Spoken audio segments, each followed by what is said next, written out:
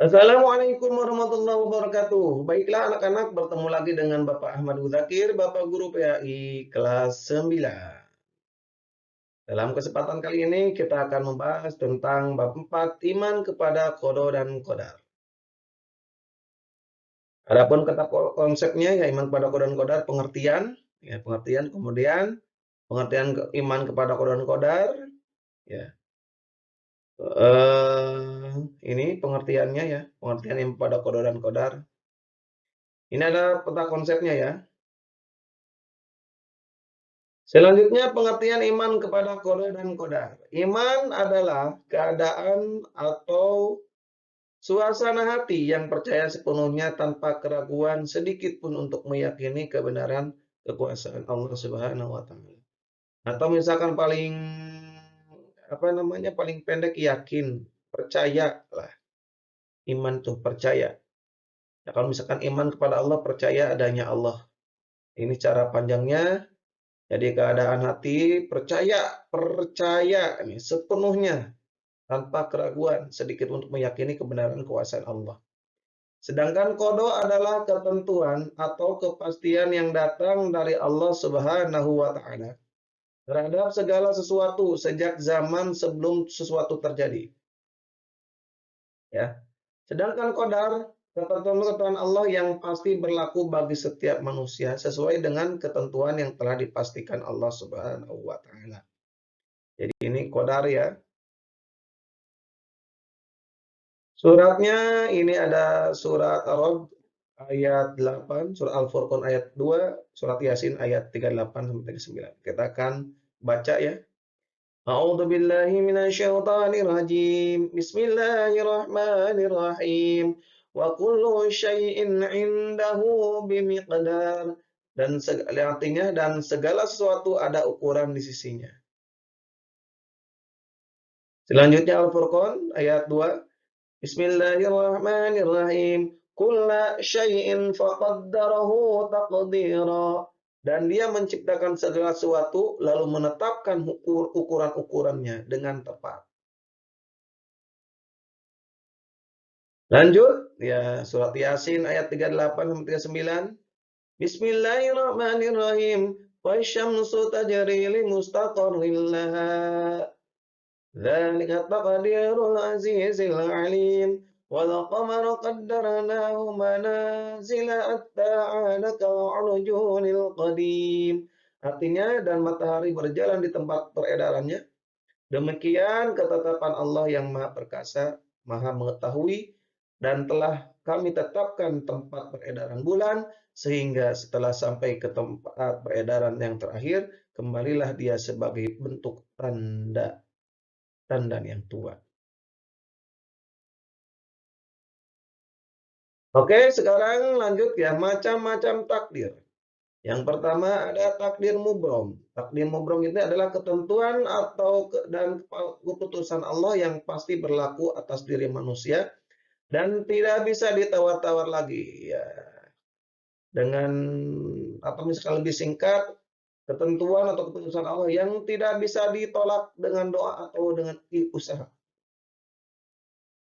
Ini tidak bisa ditolak dengan usaha, dengan doa nggak bisa. Contohnya lahir, mati, itu tidak akan bisa ditolak. Sudah ada ketentuannya. Lahirnya tanggal berapa, jam berapa, gitu, di mana, itu sudah ada ketentuannya. Dan matinya pun sudah ada ketentuannya. Itu adalah takdir mubrom. Jadi takdir yang bisa ditolak, yang tidak bisa ditolak dengan doa atau dengan ikhtiar. Kemudian ada takdir mu'alak.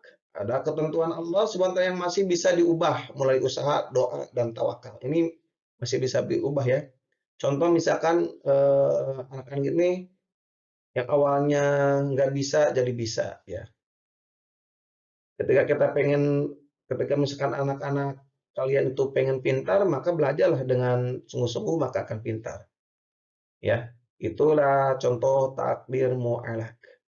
Ketika misalkan kita pengen pengen apa namanya rezeki, misalkan uang, misalkan ya, misalkan gaji kita misalkan dalam sehari itu 100.000. Ketika kita pengen 200.000 ya harus cari pekerjaan yang lain misalnya. Jadi dua pekerjaan, itu kan bisa ditolak juga, bisa dengan usaha kita, gitu. Penghasilan kita akan naik juga. Itu adalah takdir mu'alaq.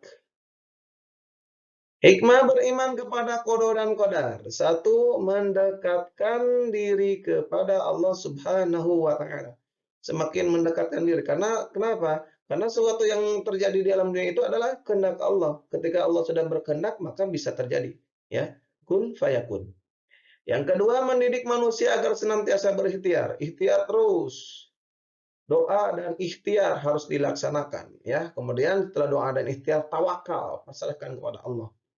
Yang ketiga, mendidik manusia agar senantiasa sabar dan bertawakal. Sabar, sabar, sabar, dan bertawakal. Karena kenapa?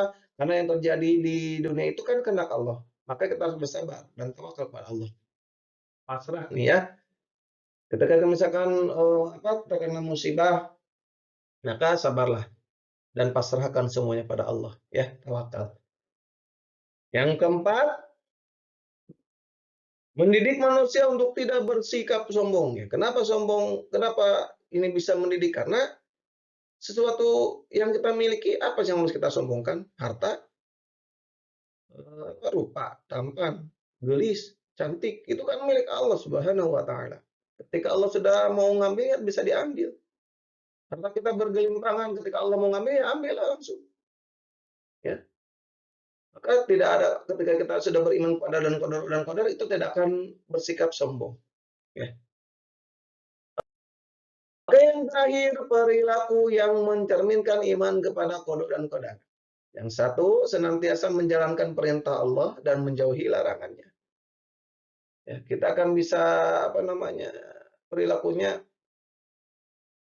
kita akan bisa ketika kita beriman kepada qada dan qadar, ya perilaku kita akan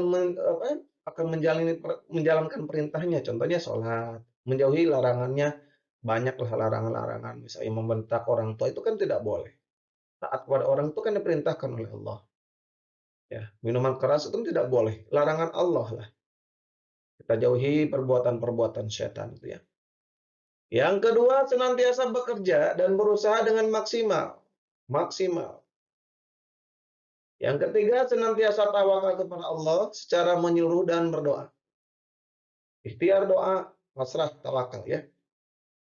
Yang keempat, senantiasa mengisi kehidupan dunia dengan hal-hal yang positif agar mendapatkan kebahagiaan di akhirat kelak.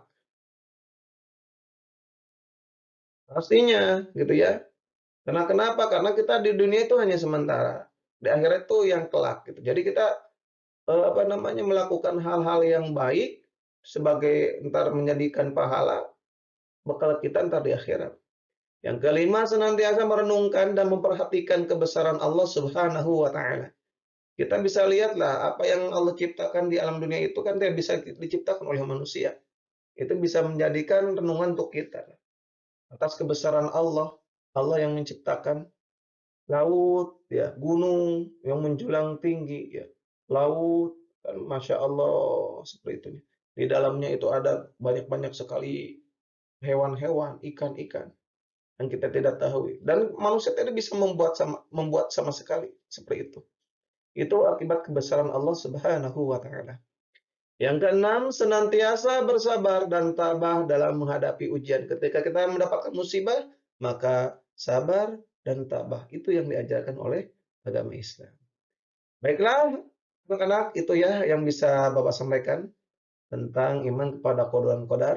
Semoga kita bisa menjalankan dalam kehidupan sehari-hari. Akhirul kalam. Wassalamualaikum warahmatullahi wabarakatuh.